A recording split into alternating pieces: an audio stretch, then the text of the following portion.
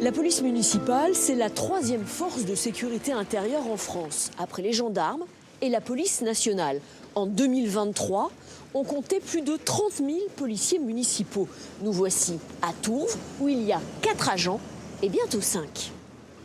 PC Sécurité, au cœur des locaux de la police municipale. C'est ici qu'arrivent en temps réel les images des 50 caméras installées à Tourves.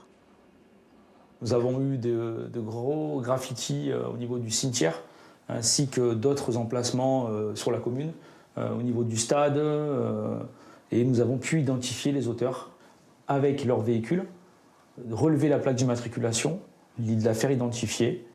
Des images conservées 15 jours et qui sont uniquement vues par des agents assermentés.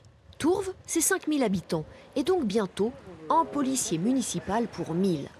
Ce soir-là, justement, 4 agents démarrent leur ronde de nuit. Donc là, on a notre pistolet chambré en 9 mm. Nous avons le taser et une caméra piéton. Un équipement identique à ceux de la police nationale ou de la gendarmerie. Direction, les parkings du village. D'abord ceux du centre-ville, puis celui, plus excentré, des gorges du Caramy, où une voiture attire l'attention. Là, il y a un véhicule de l'autre côté, donc on va regarder un petit peu. C'est pas habitué à cette heure-là. Il y a un sac à main à l'intérieur, à l'avant, côté passager. On peut aller peut-être jusqu'à l'arrivée. Avec la... On ouvre la barrière ? Ouais. Ben là, on ouvre la barrière des FCI et on va aller voir en véhicule. On ne sait jamais si personne n'est pas accidenté. C'est vrai que c'est pas habituel d'avoir des véhicules stationnés ici le soir.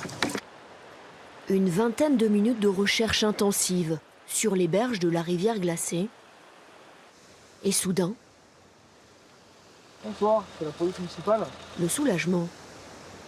C'est pas trop mal de promener les chiens dans le Caramy à cette heure-ci. Avec le travail, on fait un peu comme on peut. Je comprends. Voilà. Bon, bah écoutez, c'est bon. C'est bon pour nous, merci. Le doute est levé, la promeneuse est saine et sauve. Patrouilleur de patrouilleur. Votre position? On retourne vers le centre-ville. Ok, bien reçu, terminé.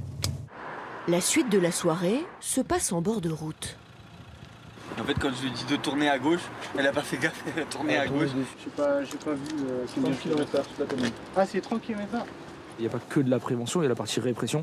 Si on constate qu'il y a des grosses excès de vitesse, là oui, effectivement, on va faire de la répression et on va verbaliser. Les dépenses de fonctionnement des polices municipales en France sont en moyenne de 50 € par habitant et par an. Demain, nous continuerons notre série en Provence verte avec l'élu d'ici. On a rendez-vous à Correns avec Michael Latz.